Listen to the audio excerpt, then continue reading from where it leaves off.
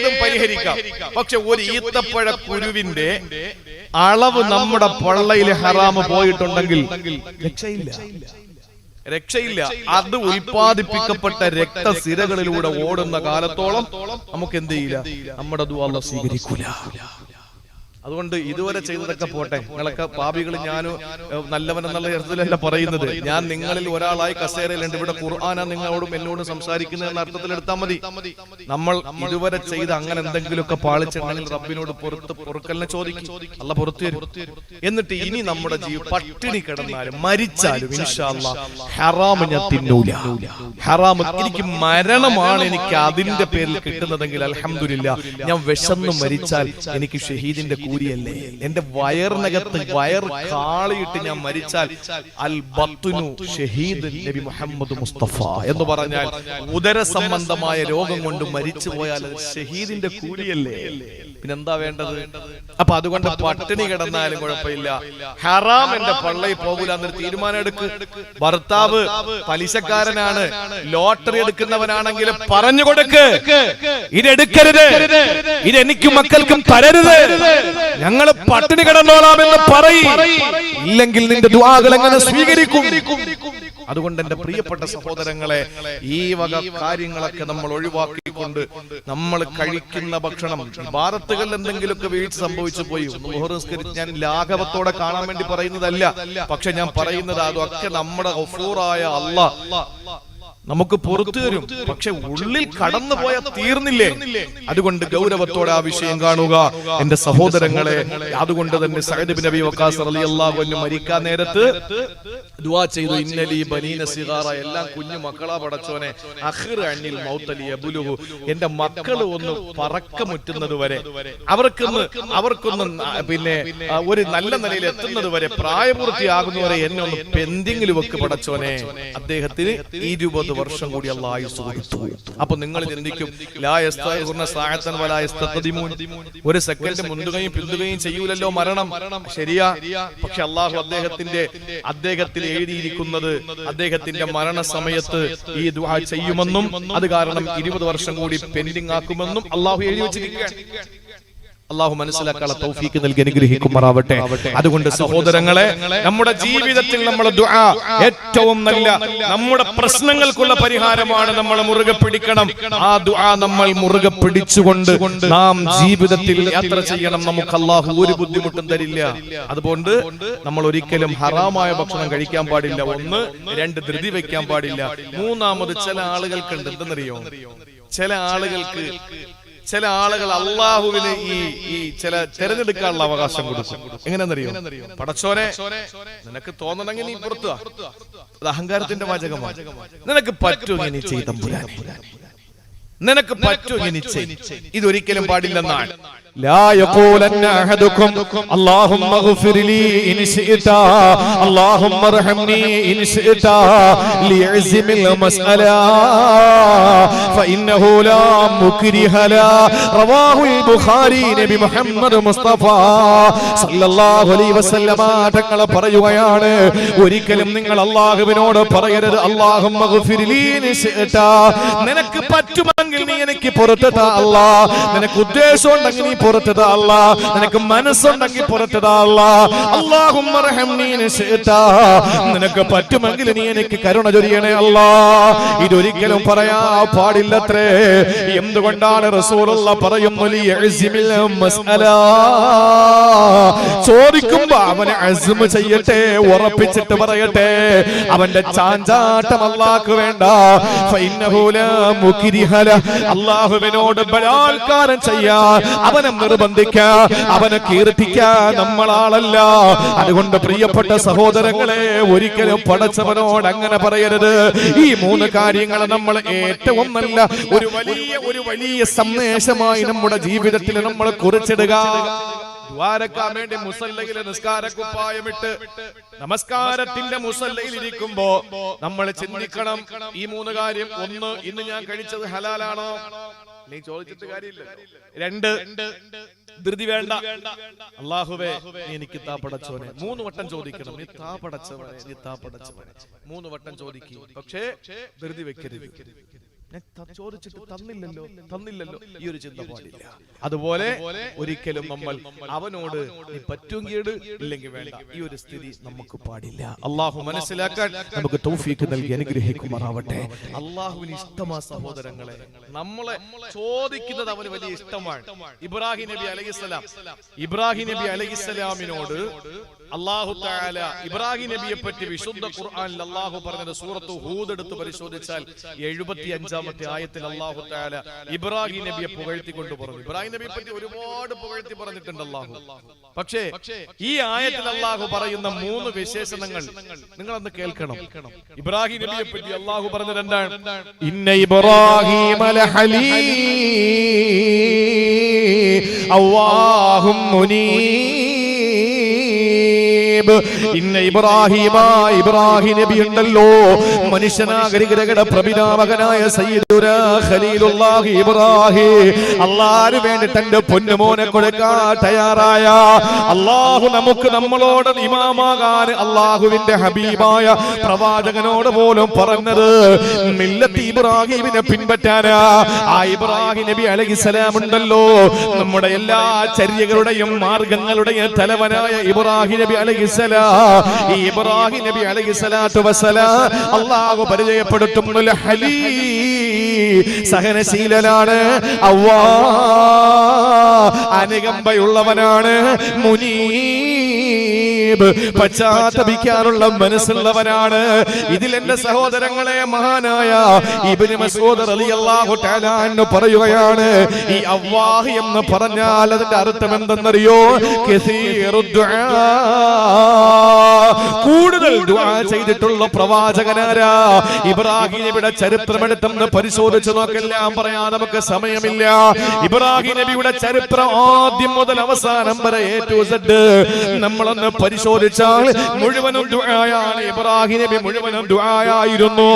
ആദ്യമായി തന്നെ നോക്ക്, ഇബ്രാഹിം നബി അലൈഹിസ്സലാം ജനിക്കുന്ന നാട്ടില് വിഗ്രഹാരാധകരായിരുന്ന, വിഗ്രഹത്തിന്റെ നിർമ്മാതാക്കളായിരുന്ന, വിഗ്രഹത്തിന്റെ കച്ചവടക്കാരായിരുന്ന ഒരു സമൂഹത്തിന്റെ നടുവിൽ അള്ളാന്റെ പ്രവാചകൻ ഇബ്രാഹിം നബി ജനിക്കുമ്പോ ഇബ്രാഹിം നബിയുടെ പിതാവ് അല്ലെങ്കിൽ പിതൃവ്യൻ അല്ലെങ്കിൽ പിതാമകൻ ആരും ആകട്ടെ, ഈ ആസർ എന്ന് പറയുന്ന വ്യക്തി, ഈ ആസർ എന്ന് പറയുന്ന വലിയ എന്ന് പറഞ്ഞാൽ ഔലിയാക്കളുടെ വലിയല്ല, മറിച്ച് ഇബ്രാഹിം നബിയുടെ സംരക്ഷണ ചുമതലയുള്ള ഈ ആസർ എന്ന് പറയുന്ന വ്യക്തി, ആസർ എന്ന് പറയുന്ന വ്യക്തിക്ക് വേണ്ടിയിട്ട് ആദ്യമായി ഇബ്രാഹിം നബി പറഞ്ഞത് എന്താണ്? വഗ്ഫിരി ലി അബീ ഇന്നഹു കാന മിനദ്ദാല്ലീൻ. പടച്ചവനെ എന്റെ വാപ്പാക്ക് പുറത്തു കൊടുക്കണേ അല്ലാ, അല്ലെങ്കിൽ കൊച്ചാപ്പ അല്ലെങ്കിൽ ഉപ്പാപ്പ ആരായാലും അറബികൾ അല്ലെങ്കിൽ ഖുർആൻ അബ് എന്നാണ് പറയുന്നത്, ഏതായാലും ആസറിന് പുറത്തു കൊടുക്കണേ അല്ലാ. കാരണം എന്തെന്നറിയോ? ഇന്നഹു കാന മിനദ്ദാല്ലീൻ, അയാൾ പിഴച്ചു പോയിരിക്കുകയാണ്. നബിയാവുന്നതിന് മുമ്പ് തന്നെ തുടങ്ങി പ്രാർത്ഥന.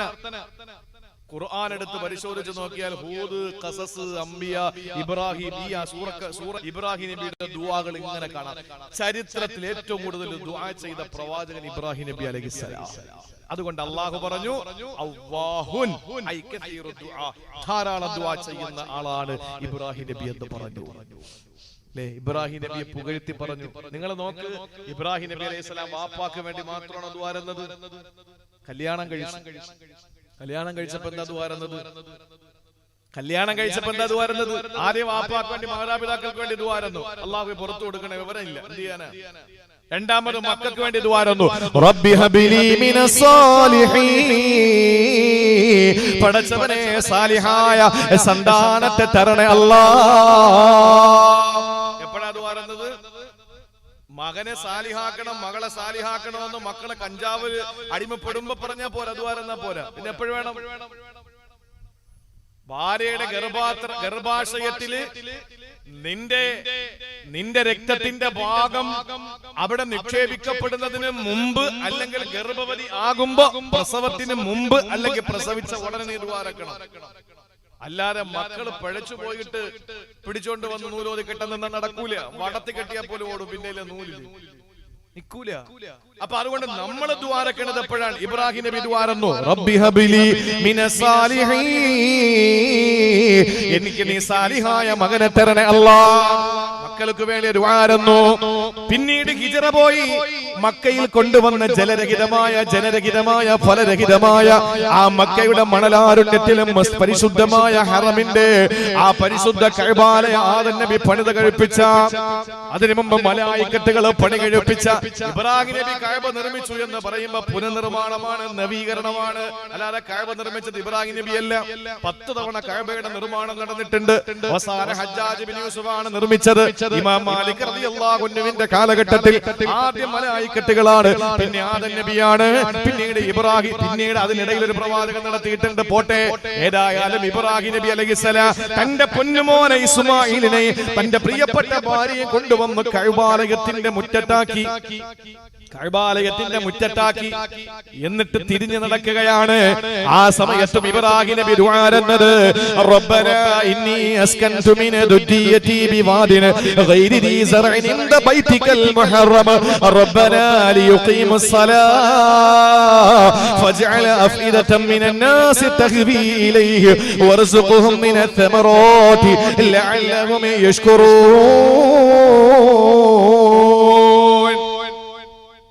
ചെറിയ പ്രായത്തിൽ മോനെ കൊണ്ടുവന്ന് പള്ളി മുറ്റത്താക്കിയിട്ട് ദ്വാരം എന്താണ്? റബ്ബനാ ലിയുഖീമുസ് സലാ, പടച്ചോനെ ഞാൻ ഇവിടെ പള്ളി കൊണ്ടുവന്നാക്കിയത് നിസ്കാരമുള്ളവനാകാൻ വേണ്ടിയിട്ടാണ്. ഇബ്രാഹിം നബിയുടെ മാതൃക, ചെറിയ പ്രായത്തിലെ മക്കളെ പള്ളിയിൽ വിടണം. ആദ്യം മദ്രസയിൽ മൂത്ത കുട്ടി പോകുമ്പോ ഇളയ കുട്ടിയെ കൂടെ വിടണം മക്കളെ. എന്തിനാണ്? അവര് വരുമ്പോ പള്ളിയുമായി, മദ്രസയുമായി, മസ്ജിദുമായി ഒരു ബന്ധം ഉണ്ടാവും. അത് ഇബ്രാഹിം നബിയുടെ മില്ലത്താണത്. നേരെ കൊണ്ടുപോയി ചെറിയ പ്രായത്തിലാക്കുമ്പോ എന്തിനാ? ചെറിയ പ്രായത്തിലുള്ള ഈ മോൻ നിസ്കാരക്കാരനാണോ? അല്ല. അപ്പൊ എന്താ പറഞ്ഞത്? ഞാൻ ഇവിടെ കൊണ്ടുവന്നാക്കുന്നത് എന്റെ മകൻ നിസ്കാരക്കാരനാകാൻ വേണ്ടിയാണ്. റബ്ബനാ ലിയുഖീമുസ് സലാ. എന്നിട്ട് പറഞ്ഞെന്താ? ഫജ്അൽ അഫ്ഇദതൻ മിനൻ നാസി തഹ്വി ഇലൈഹി, ലോകത്തുള്ള മുഴുവൻ മനുഷ്യരുടെയും മനസ്സിനകത്ത് ഈ പ്രദേശത്തോട് താല്പര്യം കൊടുക്കണം. ഇന്നും നമ്മൾ വീർപ്പൂട്ടിയിരിക്കുന്നത് 2 കൊല്ലമായി ഉംറയ്ക്കും ഹജ്ജിനും പോയിട്ട്. അല്ലാഹുവേ, എത്രയും വേഗം വിശുദ്ധ ഹറമുകൾ തുറന്ന് പരിശുദ്ധമായ ഹറമിലേക്ക് പാറി പറന്ന് ചെന്ന് അവിടുത്തെ പരിശുദ്ധമായ കഅബയുടെ കില്ല പിടിച്ച് കരഞ്ഞ് പരിശുദ്ധ ഹുജറ ശരീഫിന്റെ മുന്നിൽ വന്ന് നേരിട്ട് അസ്സലാമു അലൈക യാ സയ്യിദി യാ ഖൽബി യാ ഹബീബി യാ കബ്ദി യാ റസൂലല്ലാഹി എന്ന നെഞ്ച് പൊട്ടിക്കിട്ടൊന്ന് സലാം പറയാനുള്ള തൗഫീക്കിന് വേണ്ടിയിട്ടല്ലേ ഇന്ന് നമ്മൾ ദ്വാരക്കുന്നത്? കാരണം എന്താണ്? നമുക്ക് ആ നാട്ടിനോട് തന്നെ അത് ഒരിക്കലും നമ്മൾ സ്വദേശത്തോടുള്ള ദേഷ്യം കൊണ്ട് വിദേശത്തേക്ക് കൂറ് കാണിക്കുന്ന അങ്ങനെ ആളുകൾ പറയുന്നത് 5 നേരം തിരിഞ്ഞ് സൗദിയിലേക്ക് തിരിക്കുന്നവർക്ക് വിദേശത്തോടാണ് കൂറെന്ന് പറയുന്ന ആളുകളുണ്ട്. എന്റെ പ്രിയപ്പെട്ട സഹോദരങ്ങളെ, നിങ്ങൾ ആലോചിച്ചു നോക്കൂ. അല്ലാഹുവിന്റെ പ്രവാചകന്റെ ദുആ അല്ലാഹു സ്വീകരിച്ചു. എന്നിട്ട് പറഞ്ഞ എന്താ? വർസുഖുഹും മിനസ് സമറാത്ത്, അല്ലാഹു ഇനി അവർക്ക് ആവശ്യമായ ഫ്രൂട്ട്സ് എത്തിച്ചു കൊടുക്കണേ. പച്ചക്കറി, ഫ്രൂട്ട്സ്, ആവശ്യമായ വിഭവങ്ങൾ അവിടെ എത്തിച്ചു കൊടുക്കണേ അല്ലാഹ്. എടാ, ഇവിടെ നിന്നാണ് അണ്ടിപ്പരിപ്പ് കയറ്റി വിടുന്നത്. പക്ഷെ നമ്മൾ ഹജ്ജിനും ഉംറയ്ക്കും പോയിട്ട് അവിടെ അണ്ടിപ്പരിപ്പും വെച്ചോണ്ട് അല്ലേ? കാരണം എന്താണ്? അവിടത്തത് കൊണ്ടുവരുമ്പോ അതിനൊരു ഒരു പ്രത്യേകതയുണ്ട്. ഇവിടെ എല്ലാ സാധനങ്ങളും ഇവിടെ നിന്ന് കയറ്റുമതി ചെയ്യുന്നതാണ്. അപ്പൊ അവിടെ നിന്ന് വാങ്ങി വരാനൊരു പ്രത്യേക രസമുണ്ട്. അതെന്തുകൊണ്ടാണ്? എല്ലാം അവിടെ കിട്ടും. അവിടെ കെമിക്കലില്ല, അവിടെ തട്ടിപ്പില്ല, അകത്തായി പോവും. ഇന്നിപ്പോ വാഴക്കപ്പം പൊരിക്കുന്ന എണ്ണയിൽ തന്നെയാണ് പരിപ്പോട പൊരിക്കുന്നത്. അതേ എണ്ണ തന്നെ ഉള്ളിവട പൊരിക്കും, അത് തന്നെയാണ് സമൂസ പൊരിക്കും, അത് തന്നെയാണ് പിന്നെ പിറ്റേ ദിവസം മീൻ പൊരിക്കുന്നത്. ഇതെല്ലാം കൂടെ മനുഷ്യടിച്ച് കയറ്റിയിട്ട് ഇപ്പൊ എന്താ സംഭവിക്കുന്നതെന്നറിയോ? ക്യാൻസർ പിടിച്ചിട്ട് 100ൽ 99 പേർക്കും ക്യാൻസർ. 99 പേർക്കും ക്യാൻസർ. അള്ളാഹു കാര്യങ്ങൾ മനസ്സിലാക്കാനും ജീവിതത്തിൽ പ്രാവർത്തികമാക്കാനും അവന്റെ പ്രത്യേകമായ സംരക്ഷണം ലഭിക്കാനും അള്ളാഹു തൗഫീഖ് നൽകി അനുഗ്രഹിക്കുമാറാവട്ടെ. അവിടെ അതൊന്നും നടക്കൂല. അവിടെ കൃത്യമായ വാച്ചിങ് ഉണ്ട്. അത്രയും സുരക്ഷിതത്വം, അത്രയും സുഭിക്ഷത, അത്രയും മാന്യത വെച്ച് പുലർത്തുന്നവരാണ്. അതെന്തുകൊണ്ടാ? ഇബ്രാഹിം നബിയുടെ ദുആ. അല്ലാഹുവേ, നീ അവിടെ അവർക്ക് ആവശ്യമായ വിഭവങ്ങൾ എത്തിച്ചു കൊടുക്കണമെന്ന ദുആ. അവിടെയും ഇബ്രാഹിം നബി ദുആയായിരുന്നു. ഞാൻ 2-3 ഉദാഹരണം പറഞ്ഞതേ ഉള്ളൂ. പിന്നീട് കഅബ നിർമ്മിച്ചു. അപ്പോഴും ദുആ എന്താ? റബ്ബനാ തഖബ്ബൽ മിന്നാ ഇന്നക അൻത സമീഉൽ അലീം. പടച്ചോനെ നീ സ്വീകരിക്കണേ അല്ലാഹ്. നീ സ്വീകരിക്കണേ റബ്ബേ ദുആ. അത് കഴിഞ്ഞിട്ട് എങ്ങനെ ഹജ്ജ് ചെയ്യണമെന്നറിയില്ല. അള്ളാഹ് പറഞ്ഞു വിളിക്കാൻ പറഞ്ഞു വിളിച്ചു. പക്ഷെ അറിയണ്ടേ അവിടെയും ദുആറന്നോ റബ്ബനാ വജഅൽനാ മുസ്ലിമൈനി ലക് വമിൻ ദുരിയതിനാ ഉമ്മത്തൻ മുസ്ലിമത്തൻ ലക് വഅരിനാ മനാസികനാ വതുബ് അലൈനാ. പടച്ചവനെ എന്നെയും എന്റെ മകനെയും മക്കളെയും എന്റെ പരമ്പരകളെയും അല്ലാഹുവേ നീ മുസ്ലിമാക്കണേ തമ്പുരാനെ. മാത്രമല്ല വഅരിനാ മനാസികനാ, ഹജ്ജ് എങ്ങനെ, ഉംറ എങ്ങനെ, മതാഫിലെ തവാഫ് എങ്ങനെ, മസ്അയിൽ സഈ എങ്ങനെയാണ് റമല് നടത്തം, എങ്ങനെയാണ് പിന്നെ മറ്റുള്ള കാര്യങ്ങളൊന്നൊക്കെ നീ എനിക്ക് പഠിപ്പിച്ചു തരണം തമ്പുരാനെ എന്ന ദുആ. അവിടെയും ഇബ്രാഹിം നബിയുടെ ദുആ. അത് കഴിഞ്ഞിട്ടോ ദാഹം തീരുന്നില്ല. അവസാനം ദുആറക്കുക, പടച്ചോനെ ഇനി എന്റെ പരമ്പര ഒരുപാട് വരാനുണ്ട്. അപ്പോഴ് റബ്ബനാ വബഅസ് ഫീഹിം റസൂലൻ മിൻഹും, അല്ലാഹുവേ അവരിൽ നിന്ന് തന്നെ, അറബികളിൽ നിന്ന് ഒരു പ്രവാചകനെ എന്റെ അനന്തരാവകാശികൾക്ക് നീ കൊടുക്കണേ അല്ലാ, പിന്തലമുറക്കാർക്ക് കൊടുക്കണേ അല്ലാ. നബിതങ്ങൾക്ക് വേണ്ടി ദുആ ചെയ്ത ഒരു പ്രവാചകൻ ഇബ്രാഹിം നബി അലൈഹിസ്സലാം.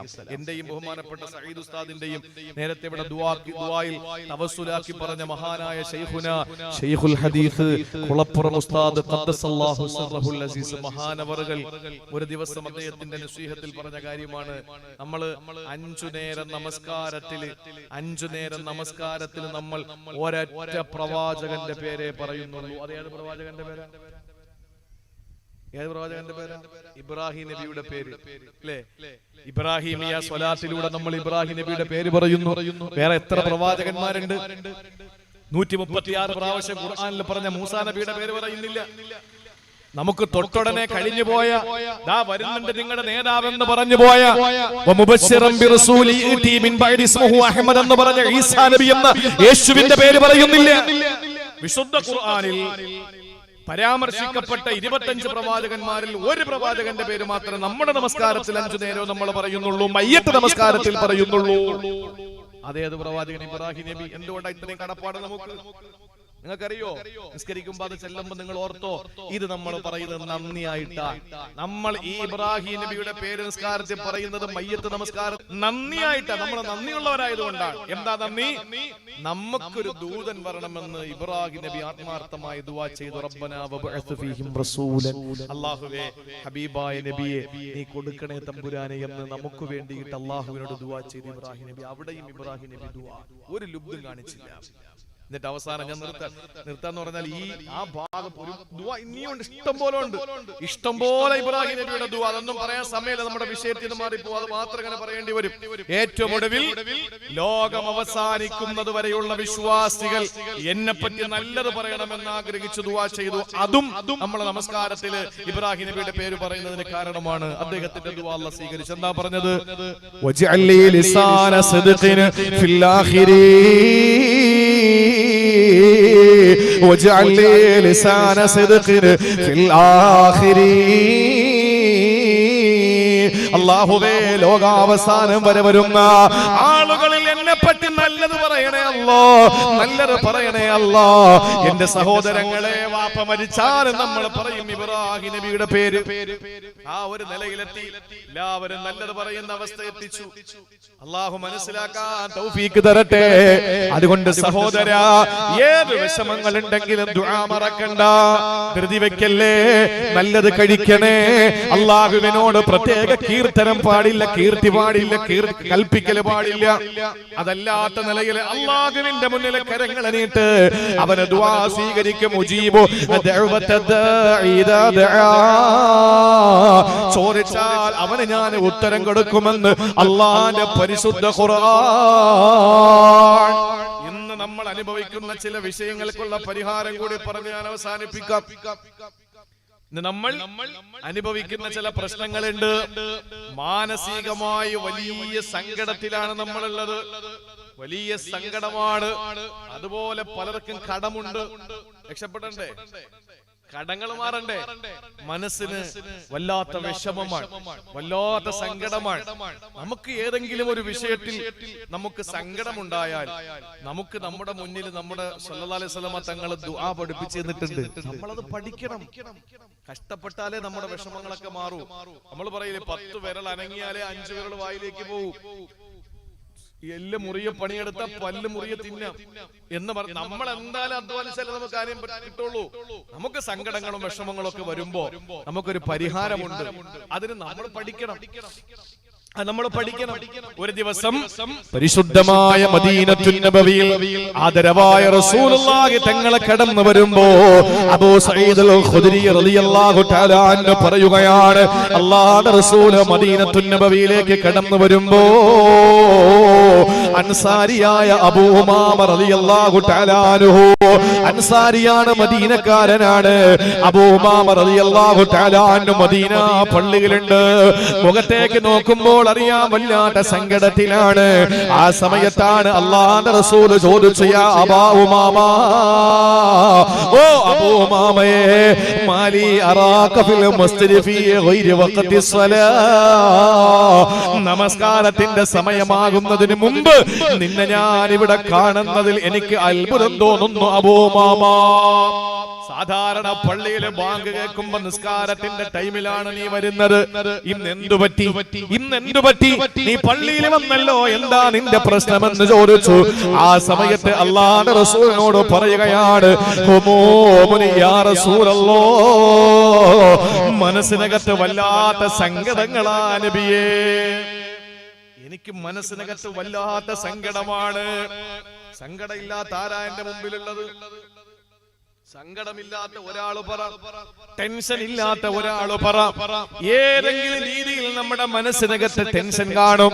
ലഖദ് ഖലഖനൽ ഇൻസാന ഫീ കബദ്, മനുഷ്യനെ അല്ലാഹു പടച്ചത് തന്നെ പ്രയാസങ്ങളിലാണ്. ഓരോ പ്രയാസങ്ങൾ ഏറ്റുവാങ്ങാൻ വേണ്ടിയാണ്. ഏതെങ്കിലും രീതിയിൽ നമ്മൾ പ്രയാസപ്പെട്ടുകൊണ്ടിരിക്കും. ടെൻഷൻ ഇല്ലാത്ത ഒന്നുമില്ല. പണമൊന്നും ഒരു മാനദണ്ഡമല്ല ഈ മനസ്സമാധാനത്തിന്. പണം ഇല്ലാത്തവന് അരയിൽ കനമുള്ളവനെ, മടിയിൽ കനമുള്ളവനെ വഴിയിൽ പേടിക്കേണ്ടതുള്ളൂ, അല്ലേ? നമ്മുടെ കയ്യിൽ ഒന്നുമില്ല. ഇപ്പൊ വീട് ശരിക്കും ഷീറ്റൊക്കെ ഉള്ള അത്തന്മാരും കാക്കന്മാരും ഒക്കെ കൂടി ഇരിക്കുന്ന ചിന്ത, അല്ലാഹ് അള്ളമല്ല കയറുവോ, അയാളുള്ള എല്ലാവരും അറിയുകയും ചെയ്ത് ഷീറ്റ് അവിടെ കിടക്കുക എന്നും പറഞ്ഞ ചിന്തയായിരിക്കും. ഇതൊന്നും ഇല്ലാത്ത ആളാണെങ്കിൽ അല്ലാഹ് ആരെങ്കിലും കയറിയെങ്കിൽ ഒന്നും ഇല്ലാത്തതുകൊണ്ട് 10 രൂപ ഇവിടെ വെച്ചിട്ട് പോയാൽ ആ ചിന്തയിലായിരിക്കും ഇരിക്കുന്നത്. ടെൻഷൻ ഇല്ല, അല്ലേ? കോടീശ്വരന്മാർക്ക് അതിന്റെ ടെൻഷൻ ഉണ്ട്, പണക്കാരന് അതിന്റെ ടെൻഷനാണ്. എല്ലാ കോടീശ്വരന്മാരുടെ കഥ പരിശോധിച്ച് നോക്കിയാലും സർവ സന്നാഹങ്ങളോടെ ജീവിച്ചവരൊക്കെ ആത്മഹത്യ ചെയ്തിട്ടുണ്ട്. അള്ളാഹു നമുക്ക് കോടികൾ തരാതിരിക്കട്ടെ. ആരും ആമീൻ പറയില്ല. അള്ളാഹു നമുക്ക് കോടികളൊന്നും തരാതിരിക്കട്ടെ. അതിനു വേണ്ടിട്ട് ആവശ്യമായ പണം അള്ളാഹു തരട്ടെ. ദാരിദ്ര്യമില്ലാതെ നമ്മളെ ആശ്രയിച്ച് കഴിയുന്നവർക്ക്, നമ്മളെ ചുറ്റിപ്പറ്റി കഴിയുന്നവർക്ക്, മറ്റുള്ളവരെ സഹായിക്കാൻ വേണ്ടി എന്തെങ്കിലുമൊക്കെ നമുക്ക് എന്തെങ്കിലും പ്രതിഫലം കിട്ടുന്നതിന് വേണ്ടി കൊടുക്കാൻ വേണ്ടിയിട്ടുള്ള സമ്പത്ത് അള്ളാഹു തരട്ടെ. അതിനപ്പുറത്ത് കോടികളൊന്നും നമുക്ക് വേണ്ട. ഇതൊക്കെ ഉണ്ടായിട്ട് കഴിഞ്ഞ 2 വർഷം കോവിഡ് വന്നപ്പോ കോടികൾ ഉണ്ടായിരുന്ന ആളുകള് ഉണക്കമീനിന് വേണ്ടി കിടന്നോടിയില്ലേ? ജീവിതത്തിൽ അവര് നല്ല മീൻ പോലും കഴിച്ചിട്ടില്ല. എന്നും മട്ടൻ മാത്രം കഴിച്ച ആളുകള് മീൻ തന്നെ വേണ്ട, ഉണക്ക മത്സ്യം മതി എന്ന് പറഞ്ഞിട്ട് അവസാനം പെണ്ണുങ്ങളൊക്കെ പുതിയ യൂട്യൂബ് ചാനലുകളിൽ കയറിയിട്ട്, ഇപ്പൊ എല്ലാവർക്കും യൂട്യൂബ് ചാനലുണ്ട്, ഞാനിപ്പോൾ എങ്ങനെയാണ് പുളിഞ്ചിക്ക് കറി വെക്കുന്നത് കാണിച്ചു തരാമെന്ന് പറഞ്ഞിട്ട് ചിലര്, അങ്ങനെയൊക്കെയാണ് പെണ്ണുങ്ങൾ. ഇപ്പൊ നല്ല തിരക്കാണ് അവർക്ക്. അപ്പോ ഈ യൂട്യൂബിൽ കയറിയിട്ട് എങ്ങനെയാണ് ഇതിനൊരു പരിഹാരം, അങ്ങനെ അവസാനം കണ്ടെത്തി മീനില്ല കറി തിന്നില്ലേ, തായാർ ഇല്ലേ? മീനില്ല കറി എന്ന് പറഞ്ഞാൽ മീനിന് ആവശ്യമായ എല്ലാ സാധനങ്ങളും ചേർക്കും, മീൻ മാത്രമില്ല, അത്രേ ഉള്ളൂ. അപ്പൊ അങ്ങനത്തെ കറികൾ വെച്ചു. ഇതാരുടെ കഥയാണ്? കോടികളുടെ നോട്ട് കെട്ടിന്റെ മീതെ കിടന്നുറങ്ങിയ ആളുകളെയൊക്കെ അല്ലാഹു തആല 2 കൊല്ലം ഒന്ന് പരീക്ഷിച്ചപ്പോൾ ലോക പോലീസ് ചമഞ്ഞ അമേരിക്കയുടെ ശതകോടീശ്വരനായിരുന്ന അന്നത്തെ പ്രസിഡന്റ് ആയിരുന്ന ഡൊണാൾഡ് ട്രംപ് പോലും ഇന്ത്യ രാജ്യമെന്ന ദരിദ്ര രാജ്യത്തേക്ക് കൈനീട്ടിയിട്ട് ഇവിടത്തെ എലിപ്പനിയുടെ മരുന്നിന് വേണ്ടി കൈനീട്ടി യാചിച്ച ഗതികേട് അല്ലാഹു വരുത്തി തന്നില്ലേ നമ്മുടെ മുമ്പിൽ? അള്ളാഹു നമ്മുടെ മുമ്പിൽ അതൊക്കെ കാണിച്ചു തന്നു. പൈസ ഉണ്ടായിട്ട് ഒരു കാര്യമില്ല സഹോദരങ്ങളെ. കോടീശ്വരന്മാരായ പല ആളുകളും വില കൂടിയ പെൻ ധരിച്ച്, വില കൂടിയ മുണ്ടും ഷർട്ടും ധരിച്ച്, വില കൂടിയ പാദരക്ഷ ധരിച്ച്, വില കൂടിയ വാഹനത്തിൽ കയറി, വില കൂടിയ പെർഫ്യൂം അടിച്ച് നടന്ന പല ആളുകളെയും ഈ കോവിഡ് കാലഘട്ടത്തിൽ അവരുടെ ശരീരത്തിൽ ധരിച്ചിരിക്കുന്ന വസ്ത്രം മാസങ്ങളോളം ആഴ്ചകളോളം ആശുപത്രി കിടക്കയിൽ കിടന്നപ്പോൾ അവർ മലമൂത്ര വിസർജനം ചെയ്ത് അത് അതിന് പോലും ഒന്ന് കഴുകി ശുദ്ധിയാക്കപ്പെടാൻ പറ്റാത്ത അവസ്ഥയില്, കുളിപ്പിക്കപ്പെടാൻ പറ്റാത്ത അവസ്ഥയില്, ബന്ധുക്കൾക്ക് അര കണ്ണ് കാണാൻ പറ്റാത്ത അവസ്ഥയില് പ്ലാസ്റ്റിക് കവറിൽ പൊതിഞ്ഞ് ഏതോ ആളുകൾ വന്ന് JCBയും ബുൾഡോസറും മണ്ണ് മാന്തി യന്ത്രം കൊണ്ട് മണ്ണ് മാന്തിയിട്ട് പപ്പടി കുഴിയിലേക്ക് കുഴിച്ചിട്ടു. കണ്ടില്ലേ സഹോദരങ്ങളെ, മനുഷ്യൻ ഒന്നുമല്ല, അഹങ്കരിക്കേണ്ട കാര്യമില്ല നമ്മൾ. അതുകൊണ്ട് നമ്മുടെ പ്രതിസന്ധികളും പ്രശ്നങ്ങളും ഒക്കെ വരുമ്പോ, പ്രയാസങ്ങൾ വരുമ്പോ പിടിച്ചു നിൽക്കാൻ. ചില ആളുകൾ പറയും ആത്മഹത്യയാണ്. ആത്മഹത്യ എന്ന് പറഞ്ഞാൽ സഹോദരങ്ങളെ നമ്മൾ പരാജയപ്പെട്ടെന്നല്ലേ അർത്ഥം. നമ്മൾ ആത്മഹത്യ ചെയ്യുന്ന എന്തിനാണ്? നമ്മളെ ഒരാൾ തേച്ചാൽ ഏത് രീതിയോ ആവട്ടെ അവന്റെ മുമ്പിൽ അന്തസ്സോടെ ജീവിച്ച് കാണിച്ചു കൊടുക്കലല്ലേ നമ്മളെ വിജയത്തിന്റെ അടയാളം. അതല്ലാതെ ആത്മഹത്യ ചെയ്യലാണോ? അല്ല. പ്രയാസങ്ങളും വിഷമങ്ങളും ഉണ്ടാകുമ്പോ പിടിച്ചു നിൽക്കാൻ വേണ്ടി അബൂ ഉമാമത്തുൽ അൻസാരി റളിയല്ലാഹു അൻഹു മദീനത്തുൻ നബവിക്കകത്തിരുന്ന് സങ്കടപ്പെട്ട് ഖിന്നനായി വല്ലാതെ വിഷമിച്ച് പ്രയാസപ്പെട്ടിരിക്കുമ്പോ കടന്നു വന്ന കാരുണ്യത്തിന്റെ തിരുദൂതർ ഹബീബായ നബി തങ്ങളോട് പറഞ്ഞത്, നബി എനിക്ക് സഹിക്കാൻ പറ്റാത്ത മാനസിക വ്യഥ എന്നെ വേട്ടയാടുന്നു നബിയേ. ആ സമയത്ത് എന്താ റസൂലുള്ളാഹി തങ്ങൾ പറഞ്ഞു കൊടുത്തത്? അബൂ ഉമാമ അഫലാ ഉഅല്ലിമുക കലാമൻ, ഞാൻ നിനക്ക് കുറച്ച് കാര്യം പറഞ്ഞു തരട്ടെ. ഇതാരാ പറയുന്നത് സഹോദരങ്ങളെ? എന്റെയും നിങ്ങളുടെയും നേതാവ് പറഞ്ഞു കൊടുക്ക. നീ എന്തിനു വിഷമിക്കണം അബൂ ഉമാമ? ഞാൻ കുറച്ച് കാര്യം പറഞ്ഞു തരട്ടെ.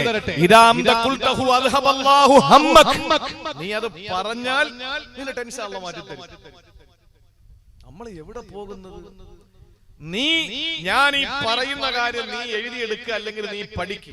എന്നാൽ അത് നീ അത് പറഞ്ഞാൽ അദ്ഹബല്ലാഹു ഹമ്മക്, നിന്റെ മനപ്രയാസം അല്ലാഹു മാറ്റി തരും. അദ്ദേഹത്തിന് സന്തോഷമായി. ആ സമയത്ത് അദ്ദേഹം പറഞ്ഞു, നിന്റെ മനസ്സിന്റെ വിഷമം മാറ്റുക മാത്രമല്ല, വീണ്ടും പറഞ്ഞു നിന്റെ കടം അല്ലാഹു മാറ്റി തരും. നിന്റെ കടങ്ങൾ അല്ലാഹു മാറ്റിത്തരും. നിന്റെ മനസ്സിന്റെ സങ്കടങ്ങൾ അല്ലാഹു മാറ്റിത്തരും. ആ സമയത്ത് അബൂ ഉമാമ റളിയല്ലാഹു അൻഹു പറഞ്ഞു, ബലാ യാ റസൂലല്ലാഹ്, നബിയേ എന്നാൽ എനിക്ക് പറഞ്ഞു തരുവോ? അല്ലാഹുവിന്റെ റസൂൽ പറഞ്ഞു, ഇദാ അസ്ബഹത വ ഇദാ അംസൈത, രാവിലെയും വൈകുന്നേരവും. ഇന്നിപ്പോ രാത്രിയാണ്. നാളെ മുതൽ നിങ്ങൾ ഇത് ചെയ്യണം. ഈ ഒരു ദിവസത്തെ വഅദില് നിങ്ങൾക്ക് അറിയുന്നവരായിരിക്കാം, അൽഹംദുലില്ലാ. അപ്പൊ ഈ ഒരു കാര്യം കൂടി നിങ്ങൾ അറിഞ്ഞിട്ട് പ്രവർത്തിച്ചാൽ അതിന് പ്രതിഫലം കിട്ടും. അപ്പൊ നാളെ രാവിലെ മുതൽ ജീവിച്ചിരിക്കുമെങ്കിൽ അല്ലാഹു ആഫിയത്തും ദീർഘായുസ്സും നമുക്ക് തരട്ടെ. നമ്മൾ നാളെ രാവിലെ മുതൽ ഇന്ന് രാത്രി തന്നെ നിങ്ങൾ പഠിക്കും. ഈ ലിങ്ക് എല്ലാവരും കൊടുത്തില്ലേ ഉസ്താദേ? ഈ ലിങ്ക് എല്ലാവർക്കും ഉണ്ടാവും. ഇല്ലെങ്കിൽ ആ സംഘാടകർക്ക് ചോദിക്കും, ഇല്ലെങ്കിൽ നിങ്ങൾ ഇപ്പൊ എഴുതിയെടുത്തോ, ഇല്ലെങ്കിൽ മൊബൈലിൽ പിടിച്ചോ, ഇല്ലെങ്കിൽ ഉസ്താദിനോട് ചോദിക്കും, ഇല്ലെങ്കിൽ ഈ ലിങ്കിൽ ഈ പ്രസംഗത്തിന്റെ ഭാഗത്തും ആ ഭാഗം നിങ്ങൾ കേട്ട് കട്ട് ചെയ്തെടുക്കുക, അല്ലെങ്കിൽ നിങ്ങൾ എങ്ങനെയോ ചെയ്യും. ഒരാൾ പ്രവർത്തിച്ചാൽ എനിക്കും അതിന്റെ കൂലി കിട്ടും. അള്ളാഹു തൗഫീഖ് തരട്ടെ. എന്റെ ഒരു വിഹിതം എന്റെ ഉസ്താദുമാരിലേക്കും പോകും. നീ രാവിലെയും വൈകുന്നേരവുമായാൽ, പ്രഭാതത്തിലും പ്രദോഷത്തിലും, സുബഹി കഴിഞ്ഞും അസ്ർ കഴിഞ്ഞും മഗ്രിബിന് മുമ്പും നീ എന്ത് ചെയ്യണം? നീ ചെയ്യേണ്ടത്, നീ പറയണം, അല്ലാഹുമ്മ ഇന്നി അഊദു ബിക മിനൽ ഹമ്മി വൽ ഹസനി വഅഊദു ബിക മിനൽ അജ്സി വൽ കസലി വഅഊദു ബിക മിനൽ ജുബ്നി വൽ ബുഖ്ലി വഅഊദു ബിക മിൻ ഗലബതി ദൈരി വഖഹരി റിജാൽ. ഇത് പ്രഭാതത്തിലും പ്രദോഷത്തിലും നീ പറയണേ അബൂ ഉമാമ. സഹോദരങ്ങളെ, നമുക്കൊന്ന് പഠിച്ചൂടെ? ഇത് നമ്മുടെ ഭാവിയുടെ ഭാസുരതയ്ക്കല്ലേ? നമ്മുടെ സമ്പത്തിന്റെ കടങ്ങൾ മാറിയിട്ട് സമ്പന്നതയുടെ ഏറ്റവും നല്ല നാളേക്ക് വേണ്ടിയിട്ടല്ലേ? അല്ലാഹുമ്മ ഇന്നി അഊദു ബിക മിനൽ ഹമ്മി വൽ ഹസൻ വഅഊദു ബിക മിനൽ അജ്സി വൽ കസൽ വഅഊദു ബിക മിനൽ ജുബ്നി വൽ ബുഖൽ വഅഊദു ബിക മിൻ ഗലബതി ദൈനി വഖഹരി റിജാൽ. 8 കാര്യങ്ങളിൽ നിന്നുള്ള കാവലാണ് അല്ലാഹുവിന്റെ റസൂൽ ചോദിക്കാൻ പറഞ്ഞത്. അല്ലാഹുമ്മ ഇന്നി അഊദു ബിക മിനൽ ഹമ്മ വൽ ഹസൻ. അല്ലാഹുവേ, മനക്ലേശം, മനപ്രയാസം, ദുഃഖങ്ങളിൽ നിന്ന് എന്നെ കരകയറ്റണേ അല്ലാഹ്. അല്ലാഹുമ്മ ഇന്നി അഊദു ബിക മിനൽ അജ്സി വൽ കസൽ. അജ്സി വൽ കസൽ, അശക്തതയിൽ നിന്ന്, മടിയിൽ നിന്ന് എന്നെ കാക്കണേ അല്ലാഹ്. വഅഊദു ബിക മിനൽ ജുബ്നി വൽ ബുഖൽ, ഭീരുത്വത്തിൽ നിന്ന്, ലുബ്ധിൽ നിന്ന് എന്നെ കാക്കണേ അല്ലാഹ്. വഅഊദു ബിക മിൻ ഗലബതി ദൈരി വഖഹരി റിജാൽ. ആളുകൾ എന്റെ തലയിൽ കയറി നിരങ്ങുന്നതിൽ നിന്ന്, അതുപോലെ കടം വന്ന് കുമിഞ്ഞു കൂടുന്നതിൽ നിന്ന് എന്നെ കാക്കണേ അല്ലാ. ഇദാ സുബഹത വഅംസൈത, നീ പ്രഭാതത്തിലും പ്രദോഷത്തിലും ഈ ദുആ ചൊല്ലണമെന്ന് അബൂ ഉമാമത്തുൽ അൻസാരി റളിയല്ലാഹു അൻഹുവിനോട് തിരുദൂതർ പഠിപ്പിച്ചപ്പോ അല്ലാഹുവിന്റെ റസൂലിന്റെ പ്രിയ സഹാബിയായ അബൂ ഉമാമ തങ്ങൾ പറയുകയാണ്, ഫഫഅൽതു ദാലിക, ഞാനത് പ്രവർത്തിച്ചു. ഫഅദ്ഹബല്ലാഹു ഹമ്മി, അല്ല എന്റെ ഹമ്മെന്ന മനപ്രയാസം മാറ്റി തന്നു. വഖളഅ അന്നി ദൈനി, എന്റെ എല്ലാ കടങ്ങളും മാറിയെന്ന് മുഖ്ബിറെ സാദിഖ് നബി മുഹമ്മദ് മുസ്തഫയുടെ സഹാബി വര്യനായ അബൂ ഉമാമത്തുൽ അൻസാർ റളിയല്ലാഹു അൻഹു. ഇത് റസൂലുള്ളാഹി സ്വല്ലല്ലാഹു അലൈഹി വസല്ലം തങ്ങൾ പറഞ്ഞപ്പോ നമ്മള് പഠിക്കാൻ പാട്, പ്രയാസം, വിഷമം ഇതൊക്കെയാണ്. ആരെങ്കിലും മന്ത്രവാദിയാണ് എഴുതി തന്നെങ്കിൽ നമ്മളെ പ്ലേറ്റിൽ എഴുതി കുടിച്ചേനെ, അരയിലും കെട്ടിയേനെ, കഴുത്തിലും കെട്ടിയേനെ, നമ്മൾ എപ്പോഴും പറഞ്ഞുകൊണ്ട് നടക്കുകയും ചെയ്തേനെ. അത് വേണ്ടെന്നല്ല പറയുന്നത്, ആയിക്കോളി. പക്ഷേ ഈ ദുആ നമ്മുടെ മുത്ത് സല്ലല്ലാഹു അലൈഹി വസല്ലം നമുക്ക് പഠിപ്പിച്ചിരുന്നെങ്കിൽ അത് നാളത്തെ പ്രഭാതം മുതൽ, നാളെ ഞായറാഴ്ച, ഞായർ രാവിലെ മുതൽ തുടങ്ങിക്കോ, 2 ദിവസം നമ്മൾ കൃത്യമായി ചൊല്ലിയാൽ ബൈഹത്താവും. 2 ദിവസം നമ്മൾ കൃത്യമായി ഇത് ചൊല്ലിയാൽ, നാളെ 2 നേരം, മറ്റന്നാൾ 2 നേരം ചൊല്ലിയാൽ ഇൻഷാ അല്ലാഹ് ചൊവ്വാഴ്ച മുതൽ നമുക്ക് മനനം ചെയ്ത് കൃത്യമായി നമുക്ക് ഓട്ടോമാറ്റിക്കായി നമുക്ക് എല്ലാ രാവിലെ നമുക്ക് ഇത് ചെല്ലാൻ കഴിയും. വേണമെങ്കിൽ ചെയ്തോളി, നമ്മുടെ കടങ്ങളും മാറും, മനപ്രയാസവും മാറും. അല്ലാഹു തൗഫീഖ് തരട്ടെ. ഈ നമ്മൾ അനുഭവിക്കുന്ന ഇത് ദുആയാണ്. നമ്മൾ എല്ലാം ദുആയിലുണ്ടല്ലോ, എല്ലാം ദുആയിലുണ്ട്. അതുപോലെ നമ്മൾ അനുഭവിക്കുന്ന വേറൊരു പ്രധാനപ്പെട്ട കാര്യമാണ് സമ്പത്തില്ല, കച്ചവടം ഇല്ല, അപ്പൊ വെട്ടില്ല. ഇതൊക്കെയാണ്, വെട്ട് കുറവാണ്. അതുപോലെ കച്ചവടമില്ല, ശരിയാണ്. എല്ലാം താളം തെറ്റിയല്ലോ, എല്ലാം റിഫ്രഷ് ചെയ്യാൻ വേണ്ടിയിട്ട് അല്ലാഹു തആല തിരഞ്ഞെടുത്തതാണ്. അപ്പോ അതിനൊരു പരിഹാരം കൂടെ വേണ്ടേ? അല്ലാഹു മനസ്സിലാക്കാൻ തൗഫീഖ് നൽകി അനുഗ്രഹിക്കുമാറാവട്ടെ.